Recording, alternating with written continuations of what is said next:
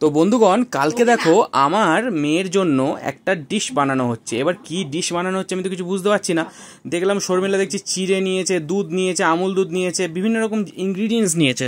Ingredients নেওয়ার পর আমি তো তখন বুঝতে পারছি না দুধের মধ্যে আমুল দুধ কে মেশায়, তার মধ্যে এলাচ ফেলছে। আমি ভাবলাম হয়তো পায়েস করবে। তারপর দেখি চিড়ে দিল। এবার তারপরে বুঝলাম, ও আচ্ছা এই উপকরণটি বানাতে চলেছো, তার মানে তুমি কি চিড়ের পায়েস বানাতে চলেছো? বলছে হ্যাঁ, আমি চিড়ের পায়েস বানাতে চলেছি। তখন চিড়ের পায়েস তোমরা কে কে খেয়েছো শেষে উত্তর অবশ্যই দেবে, আর যে যে খাওনি সেও উত্তর দেবে।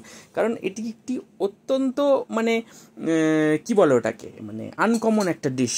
এবং কার কার পায়েস ভালো লাগে, পায়েস ভালো লাগে না এই পৃথিবীতে এমন কোনো ব্যক্তি নেই। পৃথিবীতে সমস্ত ব্যক্তিরই পায়েস ভালো লাগে।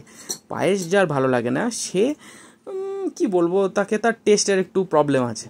তো যাই হোক, এবার হেলথের জন্য অনেকজনের মিষ্টি খাওয়া বারণ থাকে, তার ক্ষেত্রে ঠিক আছে, অসুবিধা নেই। তো যাই হোক, এটা কাজু কিশমিশ মিক্স করে এই পায়েসটিকে রেডি করা হলো। এই পায়েসটি খেতে অত্যন্ত সুস্বাদু হয়েছিল, আমার তো খুব ভালো লেগেছে।